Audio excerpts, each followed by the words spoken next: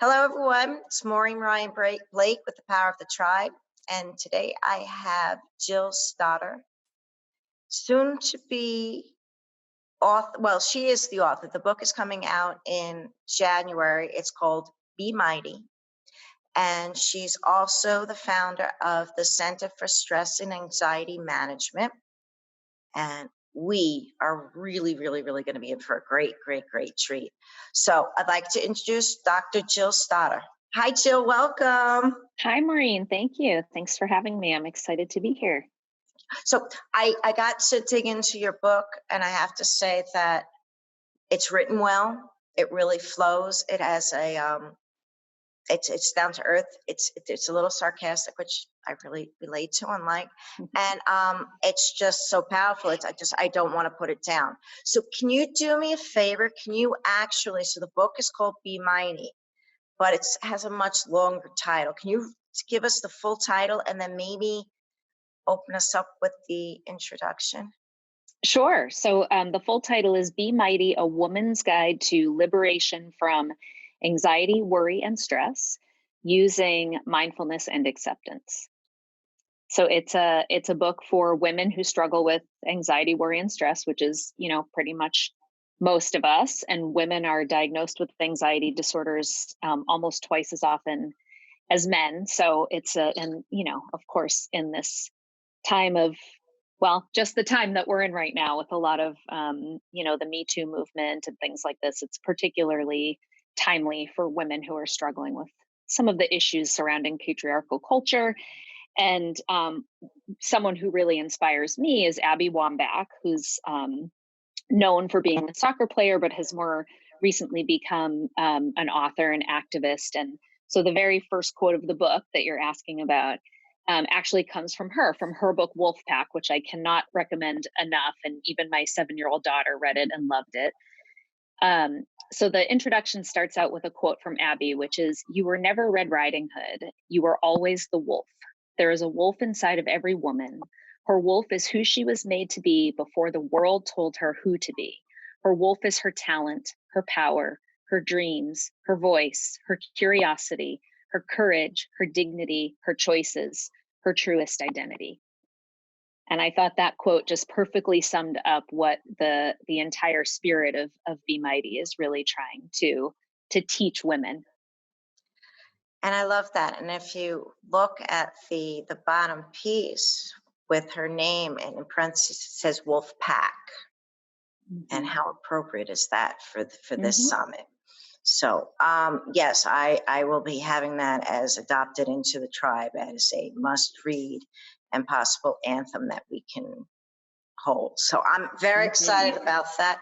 So let's get into a little bit of this. So obviously we are saying that society is quite stressful right now. Yeah. So where I want to start is that women who I am trying to serve and female entrepreneurs who have lost their shine, who are now, they're not whole. They're not in their sense of strength and their core and confident. And much of this is just that due to the loss of their tribe, which is my mission to help women reestablish their tribe. So that being said, and we can call it a pack too, but there's a leader out there in the business community that uses that term. So I'm not going to use that term. But let me ask you, so why might women lose their tribe? What events in life would cause that?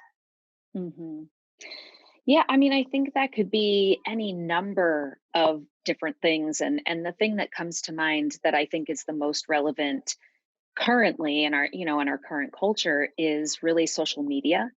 I think technology plays an enormous role in giving this illusion of connection because we're plugged in all the time. We're on social media all the time. And so there's this illusion of connection with all these friends, if you will. But it really is an illusion. We've sort of lost the face-to-face connection that we typically had with people. Everything is over text, social media, of course, but text. I don't know about you, but I find that I barely talk on the phone anymore. And the less I do it, the less I want to do it. When I see that someone's calling me, I'm kind of like, oh, can't we just text? We've all sort of, I think, gotten into this there's a screen between us at all times. And I think that that makes it harder. It's easier to connect in some ways, but maybe some more superficial ways, but really harder to connect in the ways that are more deep and meaningful, that really give us what we get from having a true tribe. That what you said, the screen between us, that's pretty profound. But Mm. that would, so okay, so then with that being said, are we losing our sense of intimacy? Yeah, I think we are. I think that's a really big part of it, a really big part of it. And, just to kind of, you already know this, hence the whole reason you're doing this work. But one of the things I just find so fascinating is, there's this study, and stop me if you're already aware of this or someone's already talked about it, but it's called the Harvard Men's Study, and it's the longest running longitudinal study ever. I mean, it's so old, it's called the Harvard Men's Study because at the time that it started, only men were recruited. And it's still ongoing. And basically, this study looked at men at Harvard compared with men in some of the poorest communities in and around Boston. And they've looked at every variable to predict kind of health and well-being, both physical and psychological, morbidity, mortality, all of it. And what they found over and over and over is that pretty much the most powerful predictor to all of those things is relationships, is Really? quality relationships. Yep. Really? Quality relationships. Yep. Yep.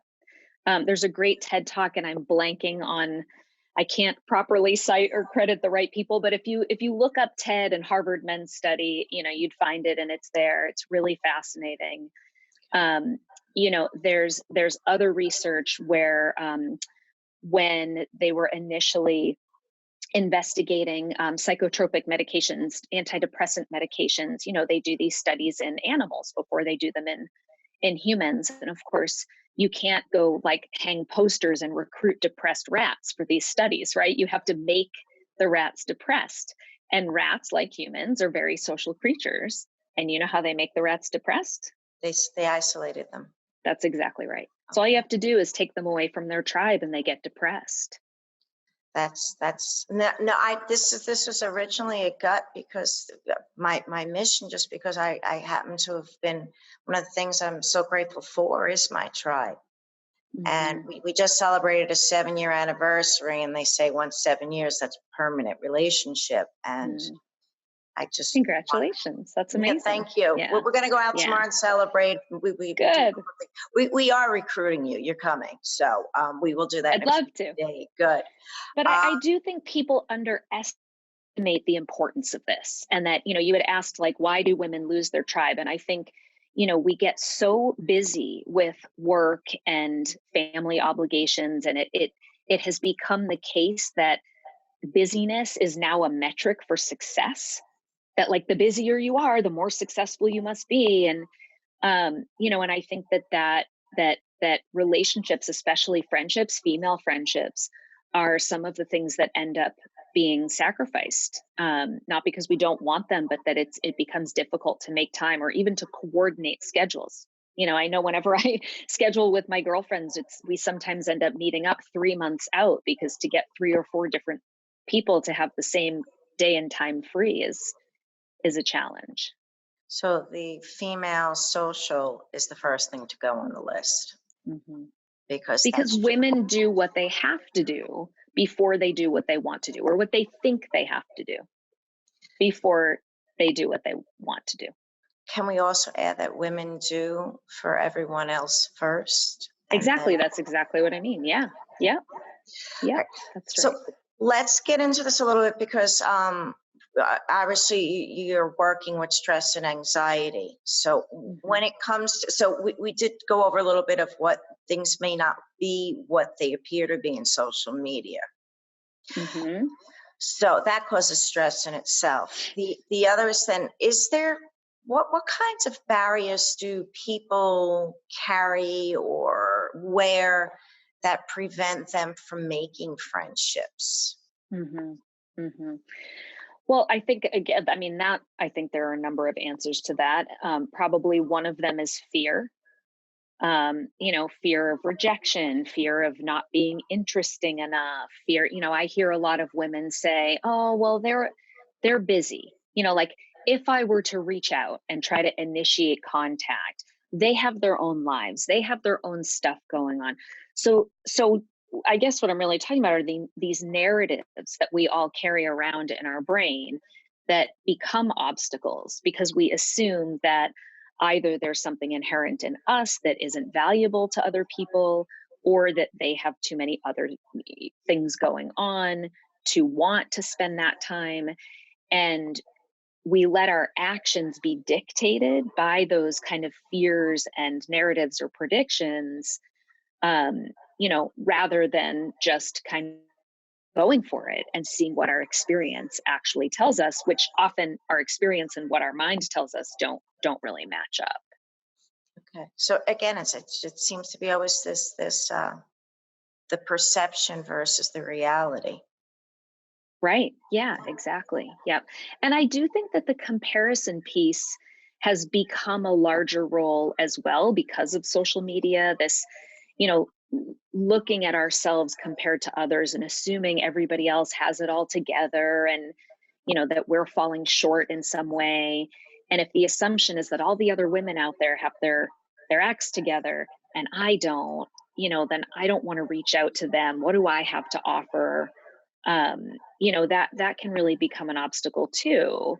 And I do want to say comparison is normal. Like we're evolutionarily programmed to do this.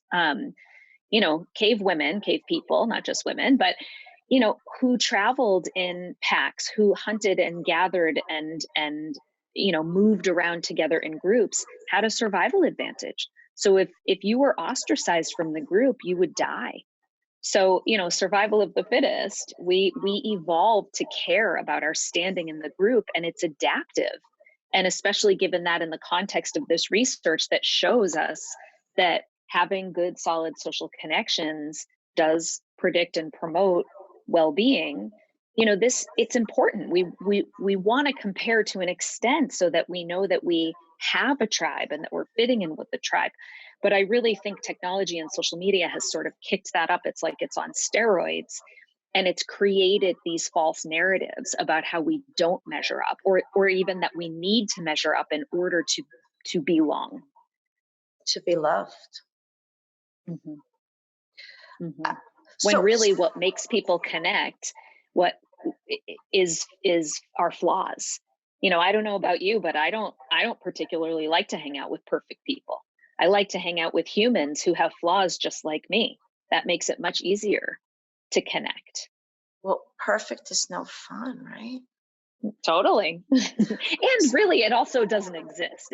It's if someone comes across as perfect, there's probably something disingenuous going on there. And if we sort of, shed the facade and we just get real and authentic with one another, then we're going to do a much better job connecting. Let's take that up then, being that we're all imperfect, and that in the tribe, similar to the cave women, that different players play different roles in a tribe. And you said that Hmm. the being able to schedule and just get that done. We have our tribe woman Susan. We call her the cruise director. We would not get anything. She gets everything done, and it's just, and then you can look around for each person complimenting. And I always use the analogy of that we're stars, and that when we lose our shine, when we are away from our other stars, but when we come together as a group and a whole, we actually shine brighter. Hmm. So, but I'm Yeah, still I figuring like out how to that. do that with the tribe because it's a little, but anyway, that's another day. Right. But so, okay, so you have your pack.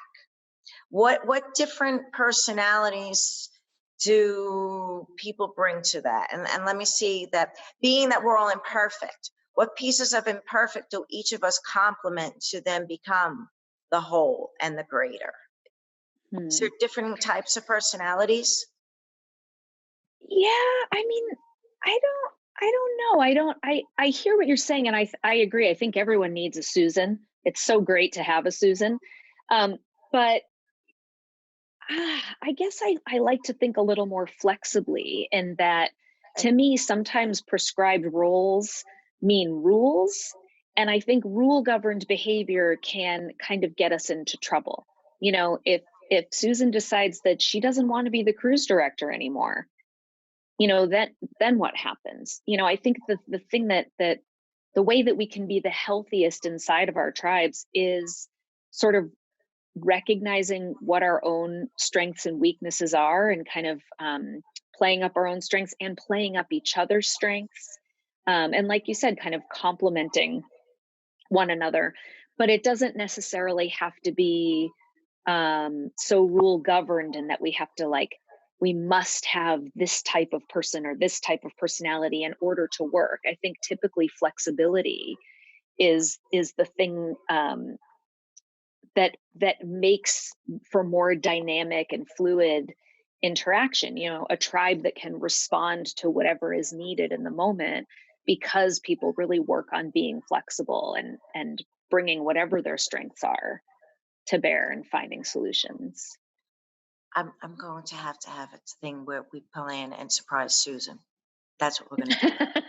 So, I would that she would probably love that. Yeah. I'll keep that in mind. And I think Mhm. what part of it, what I meant is that there's everyone brings something that's special and complements each other. But Yeah. I think I'm going to rethink the Susan carrying that. That may not be fair. I say. So, all right, well, we're going to plan something for Susan. Deal. Well, my dad is an entrepreneur, which is, you know, I got bitten by the entrepreneurial bug growing up with a dad who's an entrepreneur, and he self-published a book called Reflections of a Serial Entrepreneur, and it's awesome. It's these like short little like tips and tidbit chapters for people who want to start a business, and so it's very memorable because it's short. It's not 35-page chapters. And one of the things he talks about is, you know your strengths, do that, and then hire amazing people to do the rest.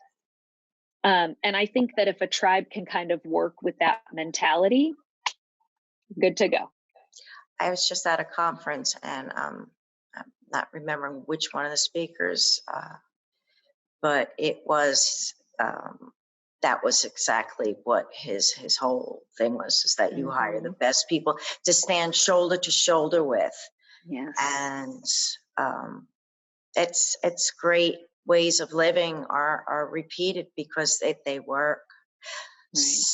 So we would consider you as an author and entrepreneur, wouldn't we? Yeah, absolutely. Yeah, I'm a psychologist, a clinical psychologist by training, and I've worn lots of hats. I've always been a therapist. I was a professor for 9 years until very recently. Um, and now I'm fully self-employed for the first time. I've had my business for 11 years now and have only been fully self-employed, I think, for the last year. Um, and have written 2 books, one that was published in 2014 and the other one that comes out in 2020. So I would say right now I'm primarily a therapist slash entrepreneur, because my practice has 3 locations and I have 6 women who work for me, and I do some teaching and training, and the writing has really become a newer love for me that I want to do more of, hopefully. You are officially an honorary tribe member whenever you want to come hang out. I'm so looking Thank you. forward to community. So what was I'd the love first to. book? What was the first book? Oh, so the first book is called The Big Book of ACT Metaphors, and it's a book for clinicians who do acceptance and commitment therapy. So it's not a book that's for everyone like the Be Mighty book is, but for clinicians who do this particular type of therapy that Be Mighty is based on. Well, this is amazing though, because it shows your depth and being able to do something so clinical and so niche and industry specific, and then opening up something is so accessible and just down to earth, and the readability is phenomenal in it. I'm really, it's a Oh, thank well-written you. book. Thank So you. that shows your true talent and your gift of giving, because you're making it so easy to read. So was Mm. this a project of love? It absolutely was. And what ACT, the gist of ACT, acceptance and commitment therapy, is really identifying what's important to you, what matters to you, and going for it despite all the obstacles that can arise. So, thoughts and feelings often get in the way of us really being the person that we want to be and living the life we want. And, it's hard to be an entrepreneur. It takes an enormous amount of vulnerability and risk. And there's all sorts of thoughts that can become obstacles to going for it. And, ACT really teaches people how to relate differently to those internal experiences. So, not trying to control your fear, but changing your relationship to fear, noticing how, typically if we're scared of something, it's because we care about it. If we didn't care about it, it really wouldn't cause anxiety. So, having a different relationship to those feelings, learning how to observe thoughts without letting them be in charge of what you do. If the thought will be helpful, oh, my uh, gas bill is due tomorrow. Oh, that's a thought I want to pay attention to. That's helpful. But when it's thoughts about, oh, I'll fail and I have nothing important to say, and that's going to get in the way of me pursuing something that really matters to me, that I can observe that and sort of, a quick and dirty exercise I like to do with people is, raise your hand and then say, I cannot raise my hand. Cannot raise my hand. Right. So you can think one way and choose to act another if it's something Oh, well, that that's great. matters As I'm to putting you. it down, it Right. hit home. Yeah, yeah, that was really good. Yeah. And so that's sort of the gist of it, and how, how as a woman you can make really bold moves in your life, even if you're feeling uncertain and, self-doubt and fear. And I think that really speaks to kind of going back to what you're asking about obstacles and finding a tribe is when those narratives show up and when that fear shows up, how can you take one step in the direction of trying to connect with a tribe, of finding other women, even when that feels vulnerable or scary in some way. Well, the other thing too, when it's coming to marketing and everything there we're doing, is the essence, or the power of authenticity. That's in Mhm. everything that I'm reading in every approach of everything that you're doing, to actually relate to your audience or clients, and so that's really Absolutely. funny. The thing that we fear may be the thing that makes us most successful, when we can actually show that. So maybe we're making progress. 100%. Yeah, I agree. All right, good. So, okay, and I'm going to do the hand thing. I'm stealing that, okay? But I'm going to bring you Yeah, in to go for do it. it. All right. So, what's next? For What's me, next year? Yeah, what's next year look like? You're going to be on the road. You're going to be doing all kinds of book signings. What is next year look gosh, I hope so. That would be amazing. The book comes out in January, so I hope that I'll be doing some of those things. like? I'm already thinking about what the next book will be, and I haven't landed on anything yet, but I really do love the writing. But I think one of the things I'm really excited about right now is I just attended. So, as I mentioned, I have 6 women who work for me. They are incredible. I mean, talk about having a tribe. Um, just we're therapists. And so a lot of the work we do is just us and our clients. And there's not a big social environment in our workplace, but just knowing that we have this tribe, that we can go to each other, for consultation, for support, for happy hour, whatever it is incredible. And half of us just recently went up to Washington and participated in an act for empowering women training. And part of that was kind of brainstorming some things we might do next, to bring this out into the world. And so the team, we're all meeting in a few weeks to brainstorm. We're going to try to create some kind of program locally to empower girls, teens, and young girls for Okay. when they see injustice. When, unfortunately, my daughter had an experience where she was assaulted in behind a locked door in a little girl's bathroom. She's 7, and the school has responded in a horrible way, and one of the women who works for me, her sister, who's I think 14, was trying to make some changes around the dress code in her school, since dress codes are all written for women to cover up because, God forbid the boys control themselves. And she was trying to make some change, and all of the obstacles that women tend to run into in a more patriarchal kind of environment. And so we're going to get together and brainstorm, how can we be women who empower other girls, teens, women to find, when they see something that they know is wrong and they don't like, to have a voice, to stand up, to be seen, and to be heard. So we're at the very beginning stages. We just scheduled our brainstorming meeting, but that's something that we're gonna work on as a tribe over the upcoming year. All right. Well, keep me posted because we are fortunate enough to be in the same city. So, but then that brings me up something. So I was reading the list in your book, and I was the one that stuck out at me was that the rate of women being punished over men, particularly in a male-dominated arena. Can you go into that? That surprised me. I didn't even know Yeah. that. So I think what are you talking about the statistic where when women show anger? Was that what there's a bunch of them in there, but there's all sorts of ways that, like, women are less likely to be introduced by their professional titles as men. The principal of our school kept referring to me as Mrs. Stoddard, even though my No, daughter he has a did different not. and my daughter has a different last name than I do. So he must have assumed I remarried and took my husband's last name, which there's nothing wrong with taking your spouse's last name, but to not even default to Ms. or to ask me. And I normally wouldn't say anything. And I said, just FYI, it's doctor, I was supposed to say, Mrs. excuse me, it's not, it's doctor. And Damn then skippy. I said, but please feel free to call me Jill, and then let him know the reasons that I opted to keep my own my own last name.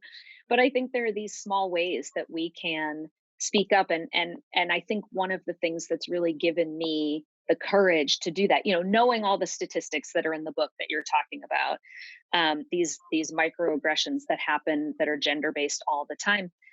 And I was never brave to speak out about those things until I really found a tribe. And I'm part of a professional organization that has a women's special interest group.